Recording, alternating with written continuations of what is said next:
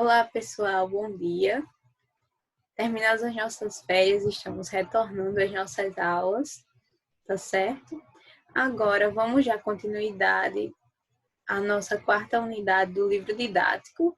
Uma unidade até que já estava bem adiantada, já tínhamos trabalhado em sala de aula e também naquela semana que passamos online, aqui pelo Plural, certo? Mas agora eu vou revisar com vocês alguns aspectos que estudamos e também ver algumas coisinhas que nós não havíamos estudado, certo? Pessoal, espero que vocês entendam direitinho. Peguem aí o caderno, o livro, abram na quarta unidade, façam anotações e tudo dará certo. Bom, na aula de hoje nós vamos ver os termos integrantes e também os termos acessórios de oração. Nós já havíamos estudado os termos essenciais. Gente, nós vimos que termos essenciais são o sujeito e o predicado. Mas por que eles são essenciais? Porque são aqueles termos que não podem faltar em uma oração, tá certo? Toda oração tem que ter sujeito e toda oração tem que ter predicado. Mas vimos mesmo que o que não pode faltar mesmo numa oração é o predicado. Mas por quê, professora? Exemplo, vou dar uma oração para vocês, né? Vou apresentar um exemplo. Saí ontem, saí. O sujeito está explícito na oração? Não, o sujeito está oculto. No caso, o sujeito é eu saí ontem, não é isso? Mas só que na minha oração só está saí ontem, então só está o predicado. Dessa maneira, nós temos apenas o predicado. Dessa forma, podemos entender que verdadeiramente o predicado é o termo essencial da oração, certo? Mas, passada essa parte inclusive que a gente já estudou, nós vamos ver agora os termos integrantes. Eu expliquei para vocês que os termos integrantes, eles completam o sentido da oração, tá certo? Como o próprio nome já diz, né? Integrantes, eles integram a oração, completam. Vamos aprofundar um pouquinho nossos estudos agora. Vamos ver. Ó, acompanha aí.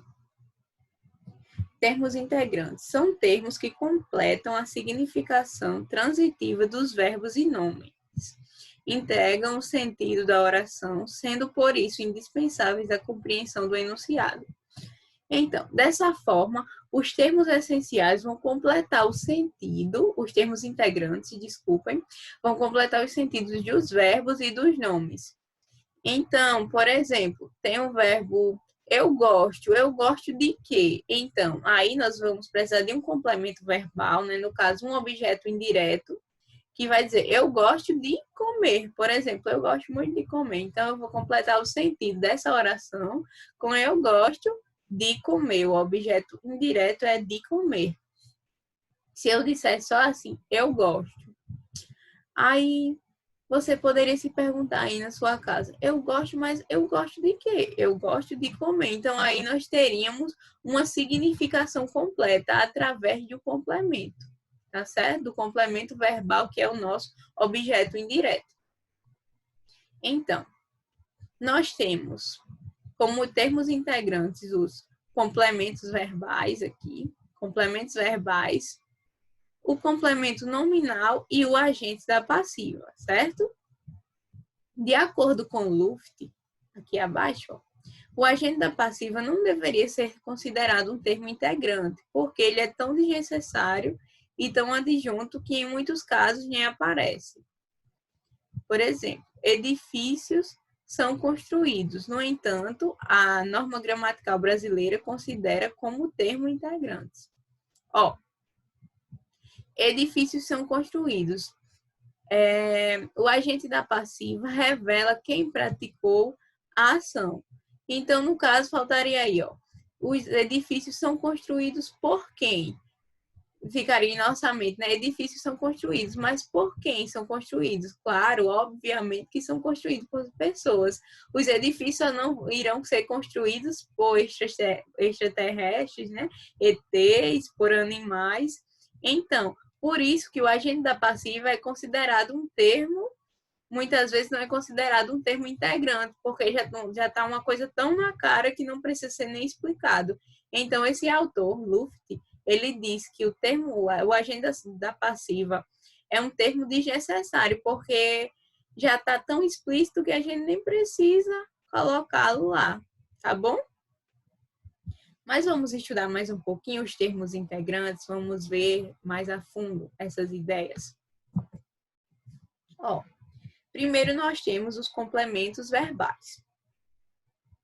Temos o objeto direto e o objeto indireto. Bom, já falei para vocês sobre eles, mas o que é o objeto direto? É um termo que completa o sentido de um verbo transitivo sem o auxílio de preposição. Então, nós temos a fórmula verbo mais nome, certo? Então, vem um verbo e depois vem um nome. Esse nome pode ser um substantivo, um pronome, palavra substantivada ou oração. Exemplo, Maranhão decreta o impeachment. Do impeachment. Aí nós temos, ó, Maranhão decreta. Aí vem a perguntinha em nossa mente. O que decreta o impeachment? Tá certo? Então, esse impeachment é um objeto indireto, porque ele vem sem preposição, certo? Preposição são aquelas palavras que a gente bem estudou, né? De, para, a, com, tá certo? Então, ele não vem com preposição. Aí, aqui, vamos para o objeto indireto.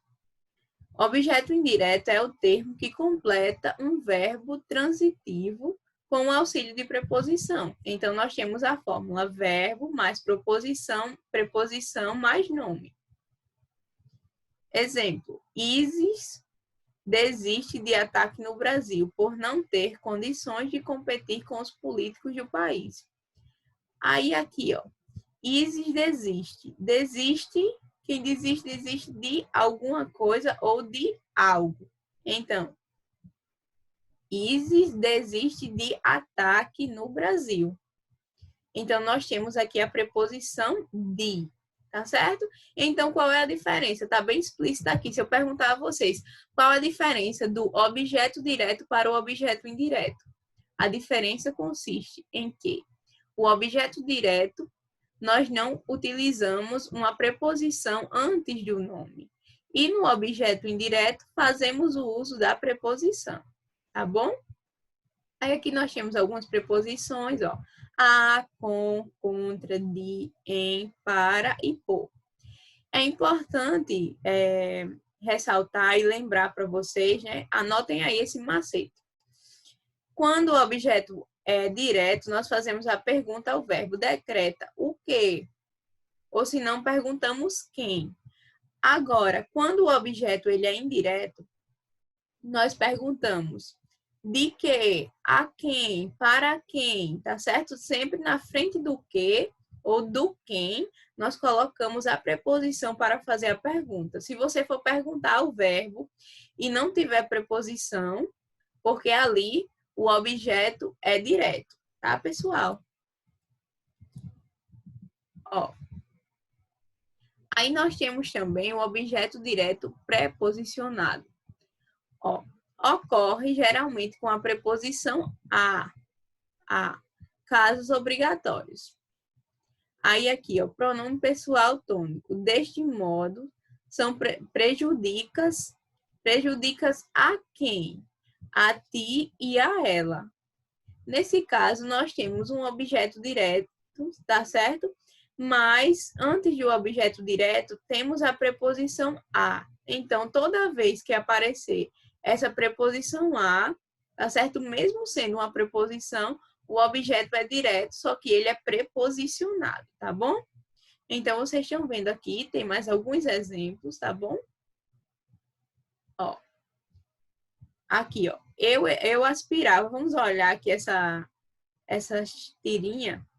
Eu aspirava a um cargo melhor. Eu aspirava a quem? Ou o quê?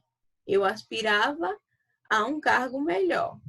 Aí aqui responde, né? Então, capriche nos cantinhos. para obter um cargo melhor. Mas tirando o humor da tirinha, né, gente, vocês conseguem perceber o uso aqui de um objeto direto preposicionado a um cargo melhor, tá bom? Vamos dar prosseguimento. Aí nós temos aqui outro termo integrante em nossa oração, que é o complemento nominal. Se o complemento verbal completava o sentido de verbos transitivos diretos e indiretos, o complemento nominal vai completar o sentido de nada mais, nada menos que nomes, certo? Ó, completa um nome abstrato. Abstratos são nomes, são coisas, né, que não podemos pegá-las, são coisas impalpáveis. Exemplo, substantivos, adjetivos e advérbios. Em sua significação transitiva, vem sempre regido por preposição. Os nomes que requerem complemento nominal correspondem, em geral, a verbos do mesmo radical. Prestem atenção nisso aqui, tá bom? Ó, o povo tinha necessidade de alimentos. O povo tinha necessidade. Se eu parasse a frase aqui, não ia faltar alguma coisa, não é isso? Então, o povo tinha necessidade de quê? De alimentos, certo? Ó, só que essa palavrinha aqui, ela é um verbo? Não, ela é um nome. Qual é esse nome? Necessidade, tá certo? O verbo tá aqui, ó. Tinha, verbo ter. Só que esse nome aqui, necessidade, ele é um substantivo deverbal, porque ele vem do verbo necessitar. Ele surgiu daqui, ó. Morfologicamente falando, né? Opa, escorregou aqui. Morfologicamente falando, a palavra necessidade veio do verbo necessitar. Tá vendo que eles possuem o mesmo radical? Necessi. Até essa parte é o radical. Então, é por isso, né, que temos necessidade. Necessidade de quê? De alimentos. Ó, os complementos nominais podem ser substantivo, como vimos acima. Aí, numeral. A reforma melhorou a vida de quem? Dos dois. Temos aí o numeral 2. Pronome.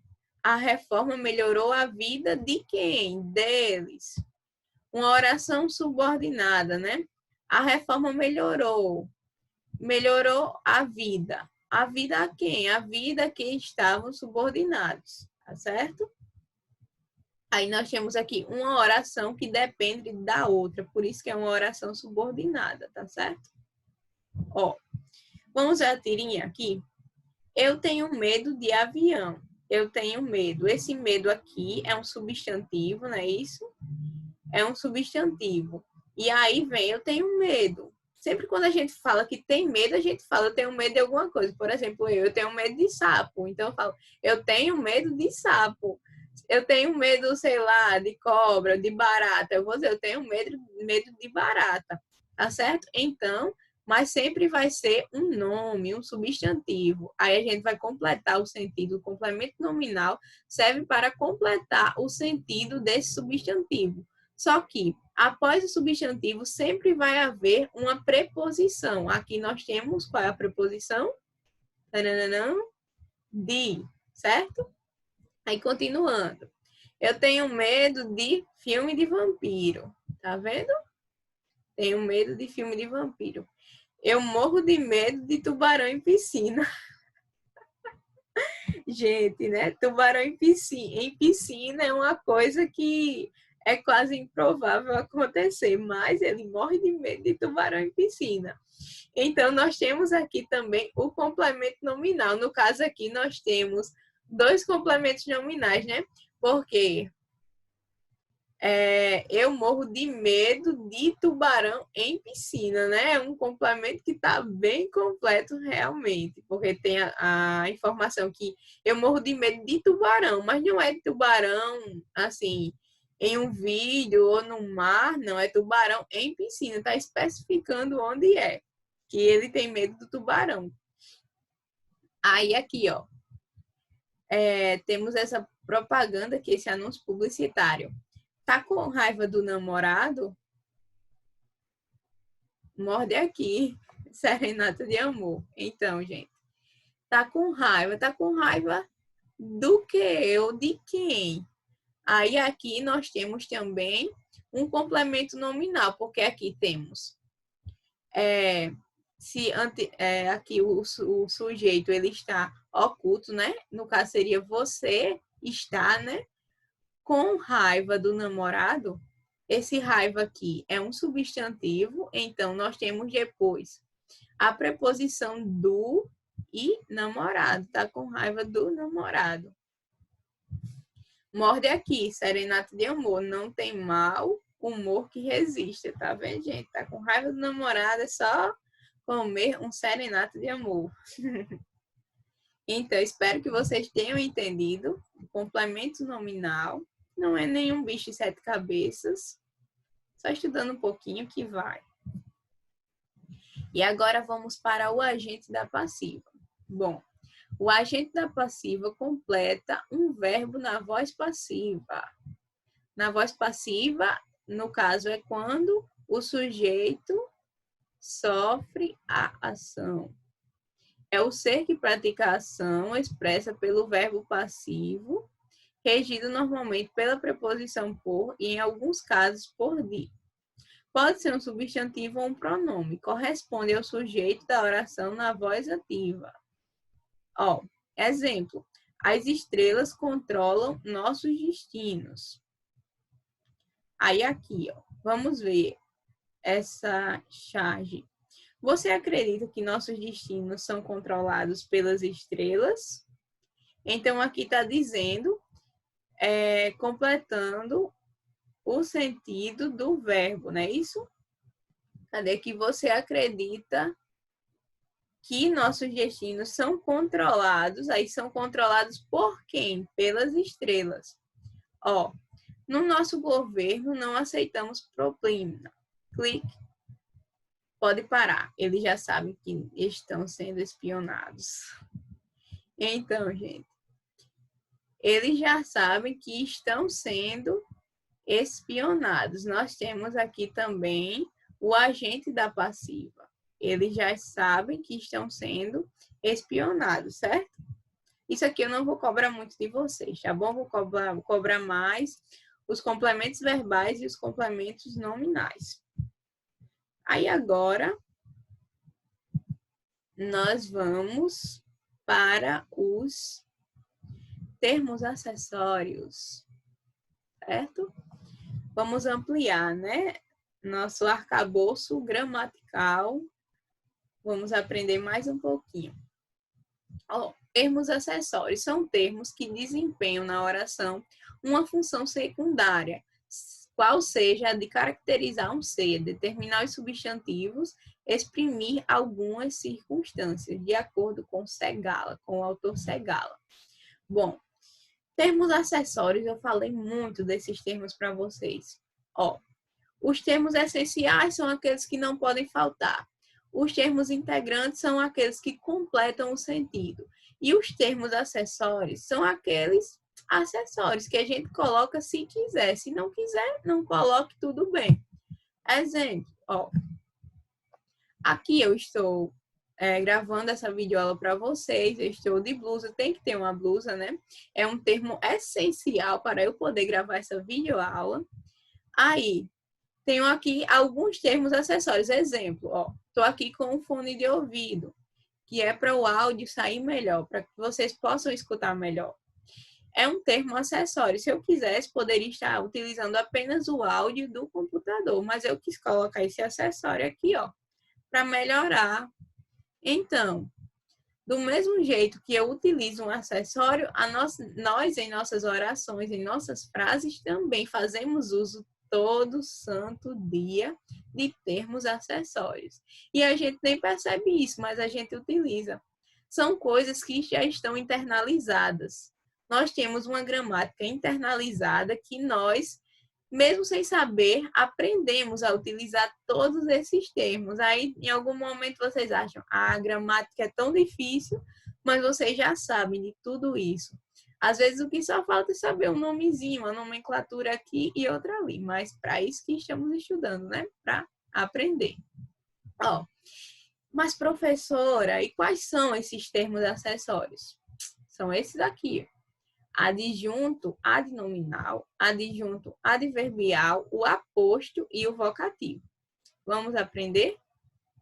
Ó, adjunto adnominal é aquele que caracteriza ou determina um substantivo. Adjunto. Primeiro, adjunto, junto, que está perto do nome. Significa isso, tá, gente? Então, ele vai caracterizar ou vai determinar esse substantivo, esse nome.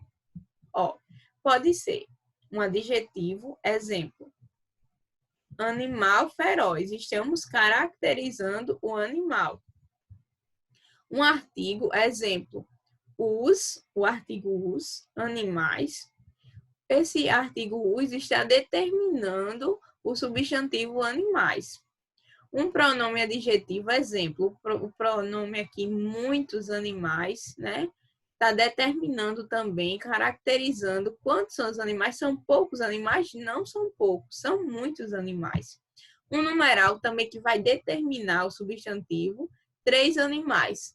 É um animal? É uma quantidade indeterminada de animal? São 2? Não, são 3 animais. Eu estou dando uma quantidade determinada de animais, uma quantidade determinada do substantivo. Por isso que é um adjunto adnominal. Ó, e também uma locução ou expressão adjetiva, que pode indicar qualidade, posse, origem, fim, modo. Exemplo, animais do Brasil. Então, eu estou dizendo quais são esses animais. São animais do mundo todo? Não. São animais dos Estados Unidos? Não. São animais de Mamanguape? Não. São animais do Brasil. Então, eu estou determinando a todo momento que eu estou utilizando um adjunto adnominal, seja ele adjetivo, artigo, pronome, numeral ou locução, eu estou caracterizando ou determinando esse substantivo, certo? Ó, vamos ver essa tirinha aqui do Garfield. O arqueologista retira uma fina camada de sedimento. Então, aqui, eu poderia dizer, o arqueologista retira fina camada. Mas eu estou dizendo o quê? Uma. Não são 2 finas camadas, é uma fina camada. E não é qualquer camada, é uma camada de sedimento. Certo? Então, aqui, eu estou utilizando adjuntos adnominais que estão caracterizando e determinando substantivos. No caso, uma determina fina, especifica fina. E de sedimento determina camada. Ó, dando prosseguidade. E ó, olhem só, um fóssil também está determinando fóssil. Ô amigo, tá a fim de ganhar uma maldição antiga? Então, aqui nós temos também adjuntos adnominais. Vamos dar prosseguimento. Aqui é uma diferençazinha, ó, entre adjunto adnominal e complemento nominal. O adjunto adnominal, ele acompanha substantivos concretos, então, coisas palpáveis que nós podemos pegar. E o complemento nominal, ele acompanha substantivos abstratos, impalpáveis, que nós não podemos pegar. Vou dar aqui o exemplo, né? Sou contra falar que é normal. Diz gay sobre falta de talento de filha de Silvio Santos para ser apresentadora. Então, aqui, ó, falta de talento, nós temos primeiro aqui o quê? E aí, talento, ele é um substantivo concreto ou abstrato? É um substantivo abstrato, porque nós não podemos tocar no talento, não é isso? Então, nós temos aqui um complemento nominal. E de Silvio Santos é um adjunto adnominal, porque completa o sentido, determina, especifica de quem é a filha. É a filha de qualquer pessoa? Não. É a filha de seu João, daqui da rua? Não. É a filha de Silvio Santos. Certo, pessoal? Então, tem essa diferença. Ó, Adjunto adverbial. Vamos conhecer também os adjuntos adverbiais. Ele exprime circunstância. Qual circunstância é essa? De tempo, de lugar, modo, entre outras. Ele modifica o sentido de um verbo, adjetivo ou advérbio. Pode ser um advérbio ou locuções ou expressões adverbiais.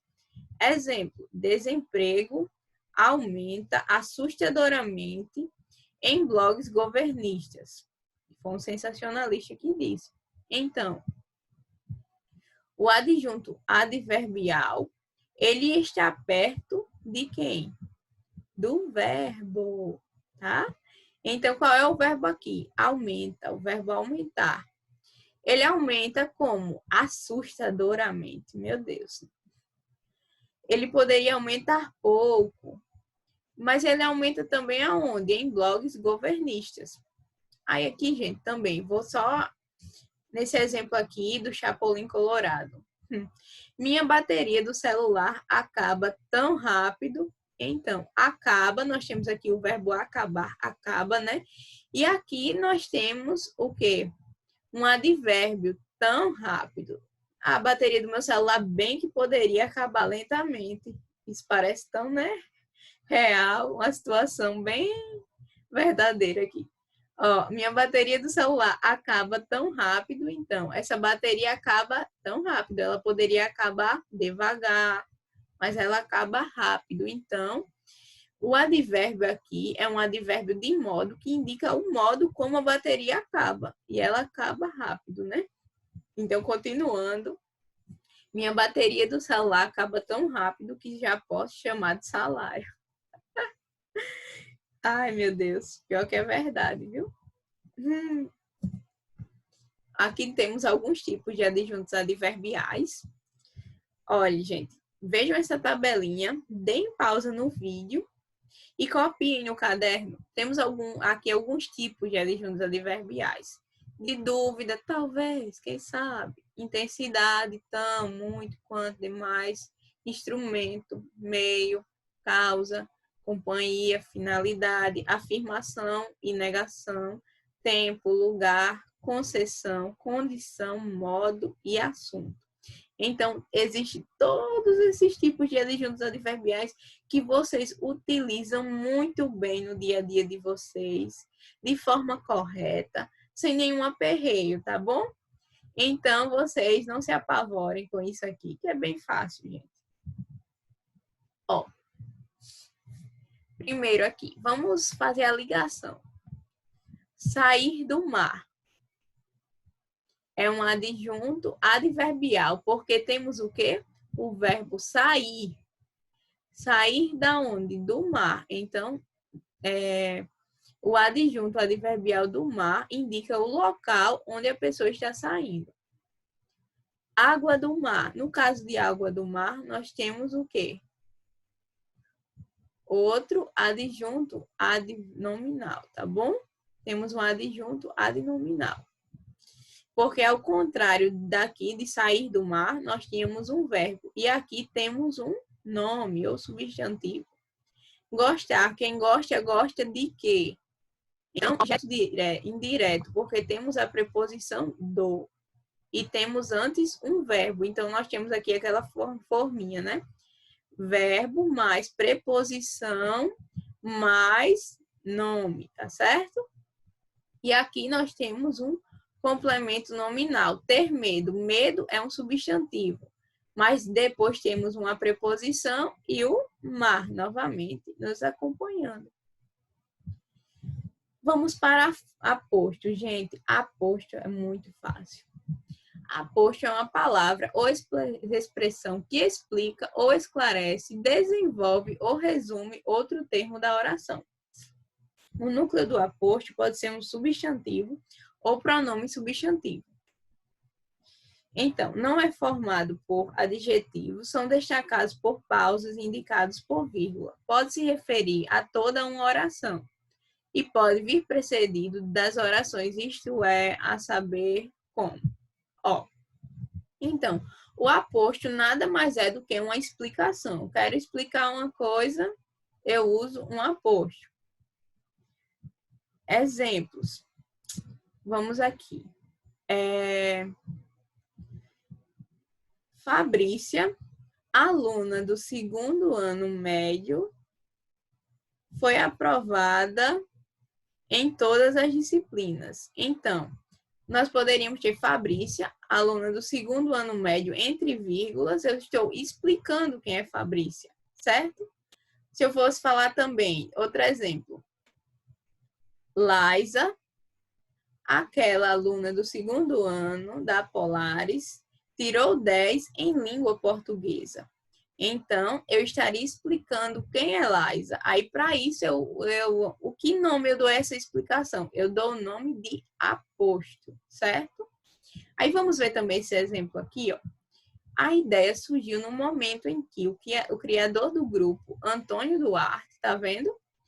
Quem é esse criador do grupo? Tá aqui entre vírgulas ele, ó. Antônio Duarte assistia à sessão da votação do Senado que aprovou o impeachment de Dilma Rousseff e o presidente da Câmara. Quem é o presidente da Câmara? Renan Calheiros disse: registro e seja. Aqui, gente, nós temos 2 apostos, né? Não vamos para essa discussão aqui das normas gramaticais, mas nós temos aqui dois apostos que está explicando quem é o criador do grupo, Antônio Duarte, quem é o presidente da Câmara, Renan Calheiros. Então, o aposto ele vai explicar ou esclarecer outro termo da oração, tá bem? Muito fácil, bem simples. E nós temos alguns tipos de apostos. Nós temos o aposto explicativo, né? A linguística, ciência das línguas humanas, permite-nos interpretar melhor nossa relação com o mundo. Então, eu estou explicando o que é a linguística, certo? Nós temos o aposto enumerativo. A vida humana se compõe de muitas coisas, amor, arte e ação. Então, eu estou explicando sobre o que a vida humana é composta de muitas coisas, mas eu estou dizendo quais são essas coisas: amor, arte e ação. Então, o aposto explicativo, ele sempre vem depois de 2 pontos e separados, né, os apostos separados por vírgulas. Nós temos o aposto especificativo. Exemplo: o melhor carnaval é o do Rio de Janeiro, cidade maravilhosa. Então, eu estou especificando quem é o Rio de Janeiro, onde é o Rio de Janeiro, qual é a característica principal do Rio de Janeiro. Um exemplo bom seria: o melhor carnaval é o do Rio. Mas que Rio? Rio Tinto, Paraíba. Estou explicando qual é o Rio, né? Brincadeira, gente péssima, né? Mas, enfim. E nós temos também alguns outros tipos de apostos, tá certo? Vocês vejam aí. Eu vou cobrar mais de vocês esses 3 primeiros apostos, tá bom? E por último, para fechar com chave de ouro, nós temos o vocativo, que é um termo utilizado para chamar ou interpelar, né? Chamar para conversa, esse interpelar é a mesma coisa que isso. Uma pessoa, animal, coisa a quem nos dirigimos. Pode ser um nome, título ou apelido. Tem uma entonação exclamativa. Na escrita é separado por vírgula. Por exemplo, vocês podem falar comigo assim, ó. Professora Laiane, vírgula. O que é aposto? Então, vocês estão me chamando professora Laiane, o que é aposto? Ou se não só, professora, dá para a senhora tirar uma dúvida? Então, a todo momento, nós estamos utilizando vocativos. Quando nós chamamos mãe, vem cá. Mãe isso, mãe aquilo. Então, nós estamos chamando nossa mãe, certo? Então, estamos utilizando vocativos. Gente, tudo isso está no nosso dia a dia, vemos em nosso dia a dia de maneira frequente. Vamos ver essa tirinha aqui, essa menorzinha? Vossa Excelência tem medo de ser condenado? Então, aí, estou chamando para conversa, na verdade, a repórter, né? Vossa Excelência tem medo de ser condenado? Então, esse Vossa Excelência é um vocativo. Aí ele responde o seguinte: condenado é uma palavra que não existe no meu dicionário. Né? Enfim. Opa, deu uma voltadinha aqui. Mas vamos para lá. Bom, gente, é isso, tá bom? essa foi a nossa aula de hoje, mas não vai ficar por aqui. Vou deixar para vocês algumas tarefas, as atividades para vocês responderem aí no livro de vocês. Portanto, todo mundo com o livrinho aí aberto. Espero que vocês tenham feito anotações, tá certo? Muito importante isso. Ó, essa página aqui, a página, deixa eu ver, 35, nós já respondemos em sala de aula, mas quem não respondeu, responda, por gentileza, tá certo? É importante lembrar a vocês que eu estarei fazendo a correção do livro de vocês, tá bom? Depois, é necessário que vocês estejam com as atividades prontas. Aí, página 35, responder também a página 36, 37, tá certo?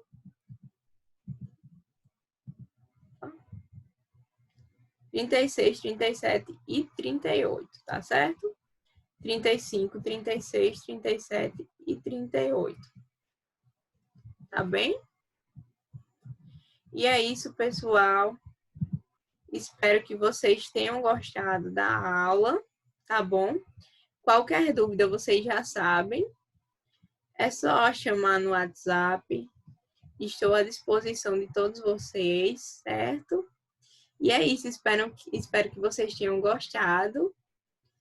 E tchauzinho, bons estudos.